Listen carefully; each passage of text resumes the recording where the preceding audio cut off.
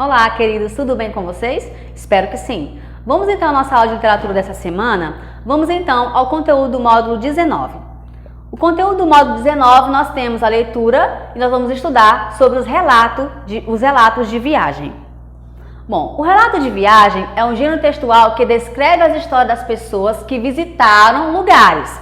E essa visita pode ser tanto uma visita de férias ou a trabalho ou qualquer outra forma. Mas esse gênero textual, ele descreve histórias de pessoas que saíram do seu cotidiano, saíram da sua casa para ir a outros lugares, para viajar ou para ir na casa de alguém, enfim, saíram do seu cotidiano e foram então em busca de um lugar novo. E esse gênero textual, ele descreve essa história de pessoas que foram visitar outros lugares, tanto de férias quanto a trabalho.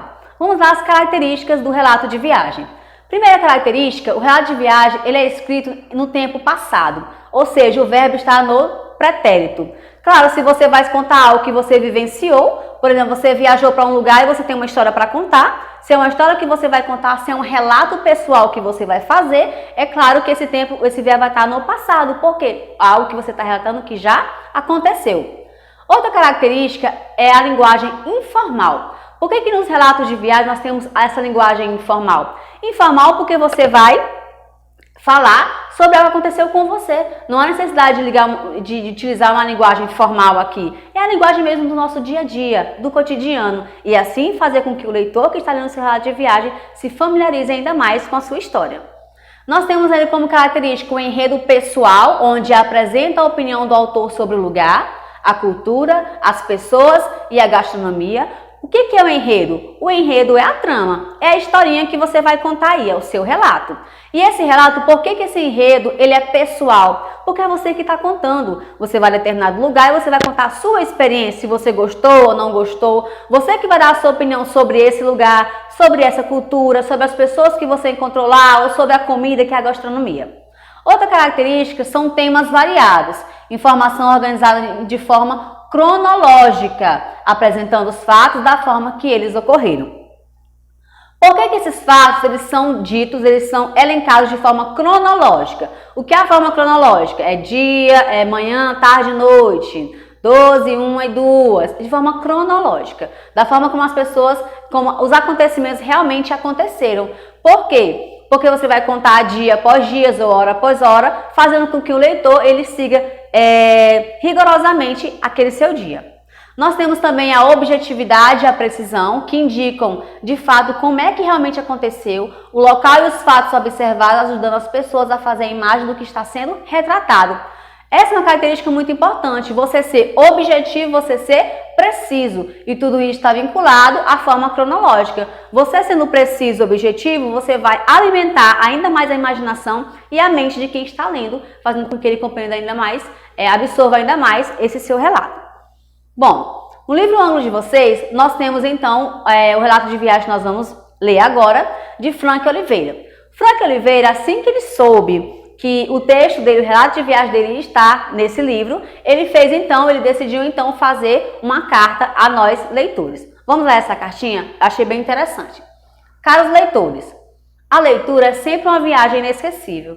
Quando lemos, embarcamos numa jornada pelo barco do olhar do outro, não só acompanhando o protagonista em sua odisseia, como também vivendo a história e fazendo a nossa.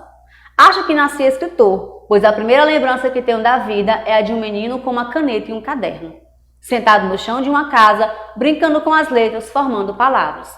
Sou leitor desde sempre, pois ainda menino, compreendi que havia uma espécie de mágica na leitura. Bastava abrir um livro ou ler um texto para eu mergulhar em outro mundo. Gosto de criar esses mundos através da minha escrita. Acho que isso me torna uma espécie de mágico, ainda mais sabendo que, mesmo sem me conhecer pessoalmente, vocês estão conversando comigo ao ler essas palavras. Leiam sempre, não porque vocês precisam ler, mas principalmente porque ler é divertido. Mergulhe nesse mundo encantado que os espera num livro ou num texto. E se sentirem vontade, escrevam também as suas crônicas, coloquem em letras as jornadas que ocorrem dentro de cada um de vocês. Tenho certeza que vocês ficarão surpresos ao saber que também podem escrever histórias maravilhosas. Boa jornada, Frank Oliveira. Frank Oliveira, como eu já havia dito, é o autor desse relato de viagem. Vamos então, acompanhando o livro de vocês também, a leitura do relato de viagem de Frank Oliveira. O título é: Aquele menino não estava no roteiro que ele tinha imaginado para a sua primeira viagem ao Egito, mas roubou a cena, definitivamente. Por um longo tempo, enquanto trabalhava para juntar grana para ir ao Egito, fiquei imaginando o que sentiria e principalmente o que diria ao ficar cara a cara com as pirâmides do Egito. Cresci com a imagem delas estampada nas revistas de viagens, em desenhos e na minha cabeça. O fascínio virou objeto de estudo, mergulhei no conhecimento dos povos antigos e sua espiritualidade. E as terras egípcias viraram um itinerário obrigatório. Estava então em Londres, lavando pratos para pagar a viagem e imaginando qual seria a minha reação ao ver de perto essa fantástica obra faraônica. Para mim, a primeira frase diante de um grande momento é muito importante, como uma música que marca uma cena da vida. Ainda me lembro do que eu disse ao avistar pela primeira vez a cidade de Machu Picchu, no Peru. Havia caminhado durante 4 dias pelas montanhas e agora tinha à minha frente o nascer do sol. Atrás delas, vi os primeiros raios tocando nas paredes da cidade. Ratei de ficar sozinho, em silêncio, e senti bem aqueles segundos de treva e luz se misturando para um novo dia. Ó sol, que banha o mundo com seu calor e ilumina o dia. Obrigado por oferecer para todos mais um dia de existência nesse planeta. Ó montanha sábia, que esconde a sabedoria dos antigos. Obrigado pela sua beleza e energia, que fazem deste lugar um destino para tantos viajantes, foi o que pensei. E assim, lavando pratos e juntando cada trocado, embarquei. Uma semana depois, lá estava eu, em frente às pirâmides, pronto para experimentar outro momento especial. Mas jamais imaginei que minhas primeiras palavras seriam: sai da frente, moleque! Um garoto egípcio de 9 anos tentava vender uma coleção de pirâmides de enfeite. Eu já havia comprado postais, papiros, papéis higiênicos com a imagem da esfinge e toda a série de parafernália para turistas que os egípcios tentam nos empurrar goela abaixo. Agora, eu só queria o meu momento de viajante e as pirâmides. O crepúsculo começava seu show de luzes. O sol ia, pouco a pouco, se escondendo. E eu não conseguia me livrar daquele moleque. São 10 libras, moço. Eu não quero pirâmides. E não quero mais dizer que eu não quero. Shukran, thank you, merci, obrigada. O senhor está nervoso? Não. Bem-vindo ao Egito. Fiquei em frente ao moleque que continuou atrapalhando o meu momento. Olha, tá cheio de turistas ali. Vai lá, vai. Qual é o seu nome? Eu me chamo Ali. Olha, vai vender para outro? Eu não quero. Olhei para minha esposa, que só ria em silêncio. Ela sabia da minha neurose, mas parecia estar se divertindo com a situação. Tentei ignorar o moleque, mas ele continuava ali. Olhei para as pirâmides, fechei os olhos, fingi estar rezando, mas ele continuava lá. Ele está rezando, madame? Sim, para ele. É um momento bem especial. Vocês são cristãos? Não. Muçulmanos vocês não são. Então para que ele está rezando? O moleque já estava dando nos nervos, mas eu abri os olhos e tentei explicar para ele que, apesar de não sermos cristãos ou muçulmanos, nós também rezávamos para o mesmo Deus.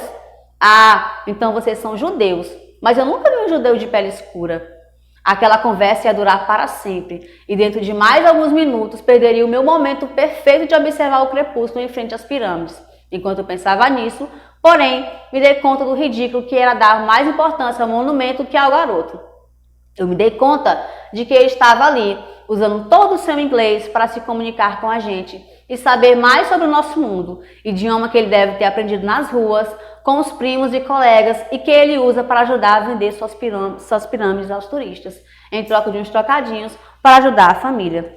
Pensei, então deixei as pirâmides de lado, elas continuaram no mesmo lugar onde sempre estiveram por milênios. E finalmente dei atenção ao moleque, entendendo que talvez daquele jeito, seria o meu momento especial no Egito, algo bem mais importante que as pirâmides e tumbas dos faraós. E o menino arrematou: o senhor é do Brasil?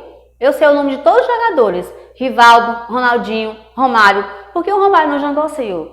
Então vocês podem perceber aqui nesse relato de viagem que nós percebemos todas as características desse gênero literário.